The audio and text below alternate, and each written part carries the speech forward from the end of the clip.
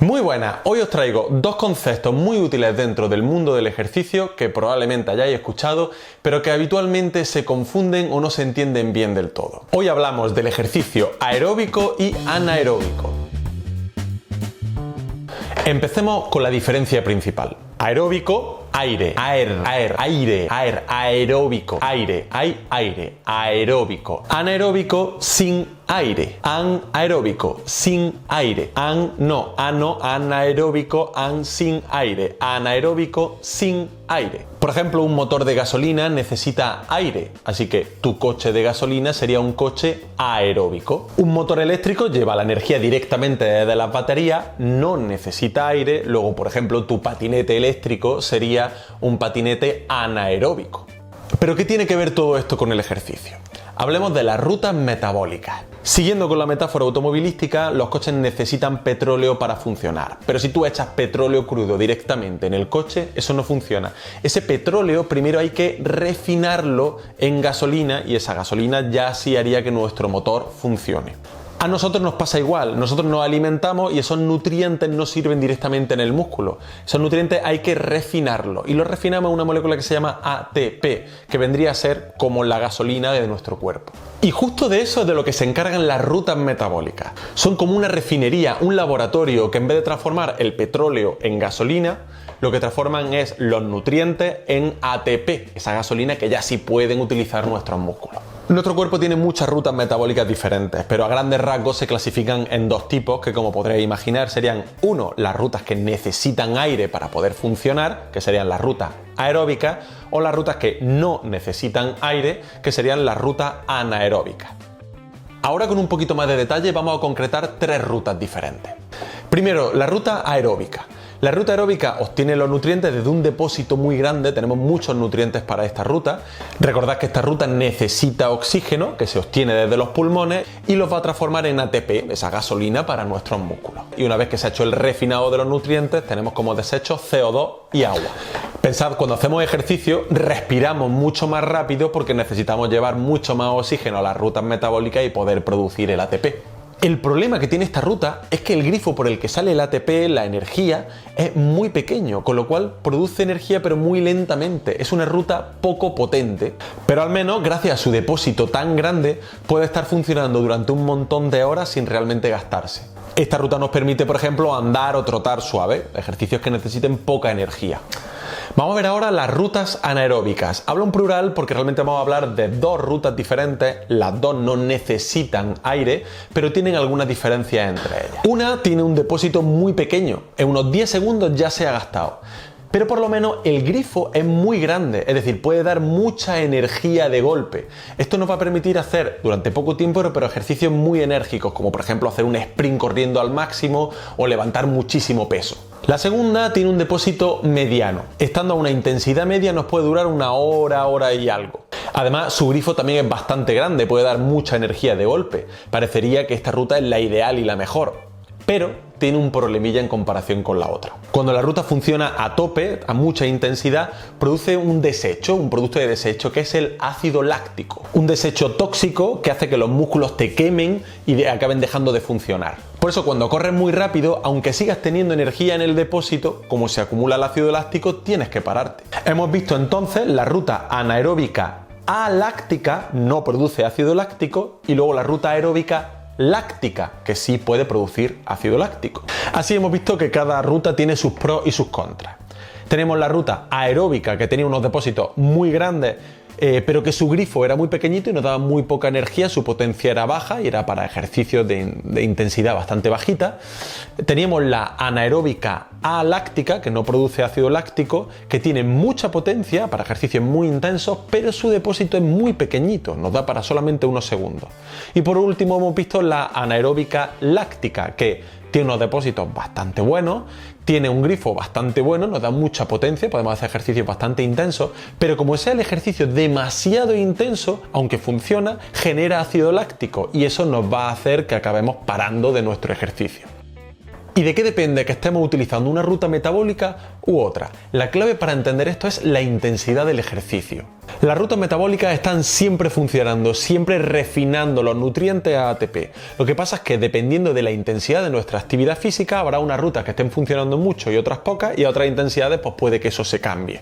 Por ejemplo, si comienzo andando lento, intensidad baja, la ruta principal será la aeróbica, que tenía su grifo pequeño pero es suficiente, y la anaeróbica, tanto la láctica como la láctica estarán trabajando pero muy poquito, muy poquito. Si aumento la intensidad ya a una intensidad media, la aeróbica a lo mejor ya su grifo no es suficiente y tiene que apoyarse en las anaeróbicas, en ambas dos. Si la intensidad es media, podremos estar con la aeróbica y con la anaeróbica láctica durante bastante tiempo porque no llega a producirse ácido láctico y la única limitación son las reservas que tengamos de energía. Pero si aumentamos la intensidad del ejercicio y empieza a acumularse el ácido láctico, seguramente la anaeróbica aláctica, como el depósito era muy pequeño, ya se habrá gastado hace tiempo, y la anaeróbica láctica empezará a generar el ácido láctico, lo cual será como una cuenta atrás hasta que tengamos que parar por esa acumulación de ácido láctico. Aparece un concepto nuevo y muy importante, el umbral de lactato. Es muy sencillo, cuando la intensidad es tan alta que, como he dicho, la ruta aeróbica no da abasto con su grifo, se tienen que activar las anaeróbicas. La anaeróbica aláctica se gasta enseguida al depósito y la láctica llegará un momento, si la intensidad es alta, es que comienza a acumularse el ácido láctico. Justo en ese momento hemos superado el umbral del lactato. Así, un corredor de velocidad que corre a una intensidad muy alta supera ese umbral en unos pocos segundos. O por otro lado, un corredor de fondo intenta acercarse a ese umbral pero nunca superarlo, porque un corredor de fondo, si supera ese umbral, se le acumula ácido láctico y probablemente es que no pueda ni terminar la carrera. Por otro lado, ya por ejemplo, una levantadora de peso utilizaría la ruta anaeróbica, pero como es tan cortito el tiempo que tiene que estar trabajando, lo hace directamente con la ruta anaeróbica aláctica, no llega a acumular ácido láctico y por tanto no supera nunca el umbral del lactato. Yo sé que todos estos conceptos son un poquitín teóricos y a veces cuesta entender la interacción en todas estas rutas, memorizar todas estas palabrejas, pero creo que tienen cierta utilidad y vamos a ver algunas cosas para las que puede ser útil entender todos estos procesos. Primero, y aunque suene un poquito obvio, yo siempre considero que es muy interesante conocer cómo funciona nuestro propio cuerpo. Nos vamos con él, vamos a estar con él toda la vida y no tenemos ni idea de cómo funciona y bueno, por lo menos como cultura básica creo que es interesante. Luego, en el diseño de entrenamiento, en conocer la condición física de una persona, en medicina deportiva, estos son palabras y conceptos que se están utilizando en el día a día. Pero sin necesidad de ser un profesional, por ejemplo, el umbral del lactato es algo que se utiliza mucho dentro del ciclismo o los corredores. Suelen utilizar muchas veces pulsómetros, de esto que te dicen las pulsaciones por minuto que llevas, y se pueden configurar para que a través de la frecuencia cardíaca sepan cuándo has superado tu umbral del lactato y empiezan a pitarte como una alarma.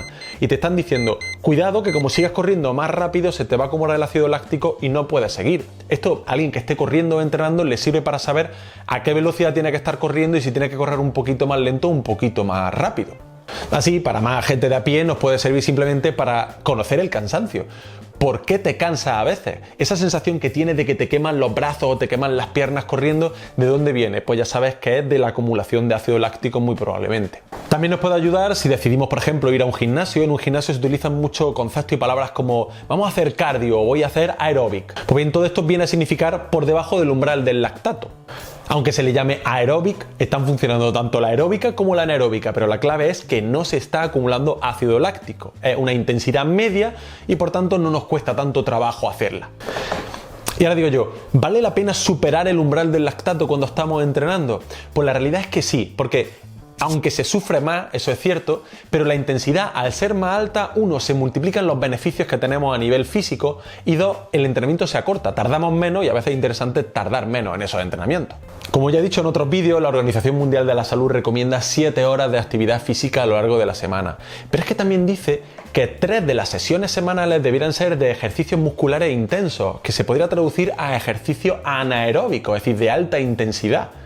Bueno, y ya aprovechando voy a intentar explicar algunos mitos relacionados con estos conceptos de aeróbico y anaeróbico. Es muy común escuchar que para perder grasa hay que hacer ejercicio aeróbico, ya sea haciendo ciclismo, corriendo en la cinta o cualquier cosa de este tipo.